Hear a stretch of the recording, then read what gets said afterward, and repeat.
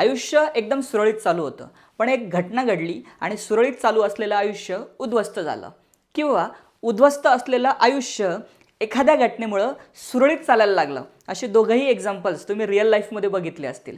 असंच काहीतरी आपल्या बायोलॉजीमध्ये होतं. तुम्हाला माहिती त्याला काय म्हणतात? त्याला म्हणतात बाळांनो म्युटेशन. म्युटेशन म्हणजे काय रे? तर जो DNA असतो, तर त्या DNA मध्ये जो सिक्वेन्स असतो ना, तो जर सडनली चेंज झाला, अचानकपणे बदलला, तर त्याला आपण म्युटेशन असं म्हणतो. आणि या म्युटेशनशी निगडीत एक क्वेश्चन MST CT 2025 मध्ये तुम्हाला विचारला होता. क्वेश्चन असा आहे, which type of mutation causes sickle cell anaemia. तुम्ही सगळ्यांनी ऐकलं असेल सिकल सेल ॲनिमियामध्ये, ज्यामध्ये आपल्या RBC या हाफ मून शेप होतात आणि ॲनिमिया म्हणजे हिमोग्लोबिनचं प्रमाण कमी होतं. राईट. हिमोग्लोबिनची नॉर्मल लेवल किती असते मेल आणि फिमेलमध्ये ते तुम्ही मला कमेंट सेक्शनमध्ये नक्की टाका. राईट. या क्वेश्चनचं करेक्ट आन्सर बघूया.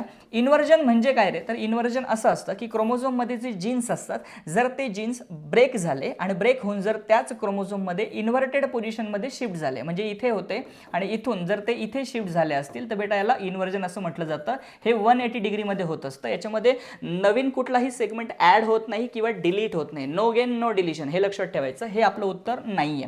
डुप्लिकेशन म्हणजे काय रे? सेम सिक्वेन्स रिपीट झाला क्रोमोझोममध्ये, AB होता पुन्हा AB झाला, याला डुप्लिकेशन असं म्हणतात, म्हणजे डबल झाले. ठीक आहे, जीनचे नंबर. हे सुद्धा आपला आन्सर नाहीये. फ्रेम शिफ्ट म्हणजे काय रे? तर मी तुम्हाला थोड्या वेळापूर्वी बोललो ना की DNA मध्ये जे बेसेस असतात, असे बेस पेअर्समध्ये, खूप साऱ्या बेस पेअर्समध्ये जर सडनली चेंज झाला, त्याला आपण फ्रेम शिफ्ट म्युटेशन म्हणतो. हे सुद्धा आपलं उत्तर नाहीये. पण DNA मध्ये जर सिंगल बेस पेअर असेल, बेस पेअर तुम्हाला सगळ्यांना माहिती आहे, A ची जोडी T सोबत असते आणि G ची जोडी C सोबत असते. A आणि T मध्ये डबल हायड्रोजन बॉन्ड असतो, G आणि C मध्ये ट्रिपल हायड्रोजन बॉन्ड असतो. या सिंगल बेस पेअर मध्ये जर काही चेंज झाला, तर त्याला आपण पॉइंट म्युटेशन म्हणतो आणि या पॉइंट म्युटेशनचं एक्झाम्पल सिकल सेल ॲनिमिया आहे. सो तुमचं correct answer option number D आहे. तुम्ही मला हिमोग्लोबिनची नॉर्मल लेवल कमेंट सेक्शनमध्ये टाकणार आहे. क्वेश्चन आवडला, सोल्युशन आवडलं, लगेच तुम्ही जर यूट्यूबला बघत असाल तर आपलं हे चॅनल सबस्क्राईब करा. इन्स्टाला बघत असाल तर फॉलो करायला विसरू नका. आणि अशाच पद्धतीने MST CDची तयारी करायची असेल तर तुमच्यासाठी मी दरवर्षी क्रॅश कोर्स घेत असतो.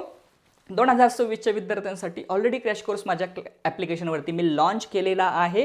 मला फक्त या व्हॉट्सअप नंबरला हाय टाका, मी माझ्या कोर्सची लिंक टाकून देईल. फ्री स्टडी मटेरियल तुम्हाला हवं असेल तर ते सुद्धा माझ्या ॲप्लिकेशनवर अवेलेबल आहे. नक्की जॉईन करा. आणि माझ्या ॲपमध्ये जो कोर्स मी लॉन्च केला आहे त्याची व्यवस्थितपणे तुम्हाला माहिती किंवा ते कोर्स कशा पद्धतीने रन होणार याची संपूर्ण माहिती तुम्हाला तिथे दिलेली आहे.